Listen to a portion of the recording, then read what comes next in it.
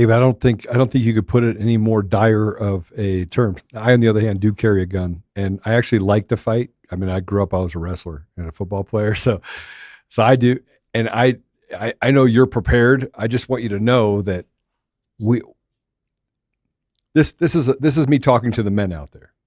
Okay, so Ava, sorry, I'm going to be a little sexist at the moment, because had it not been for the women in this country, even in China, I mean,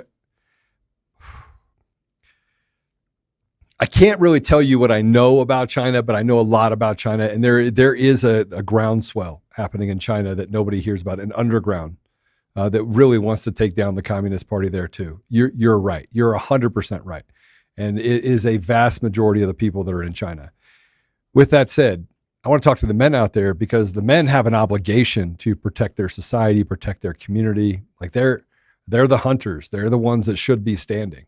They're the ones that, should never let harm come to you. They should never let harm come to their wife or their kids, right? They should be willing to lay down their life in order to protect their nation so that their kids can have a better life.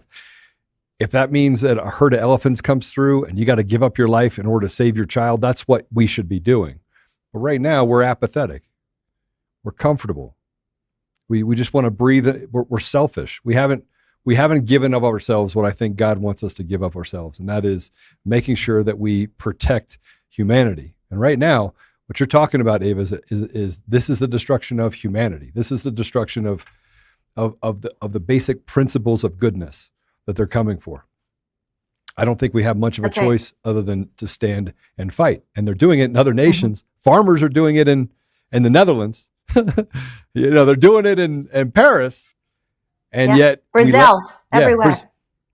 And it gets pushed down because everyone is signaling the men, real men. They're waiting for Americans to stand up and say, hey, you know what? We're done. Mm-hmm. They're waiting.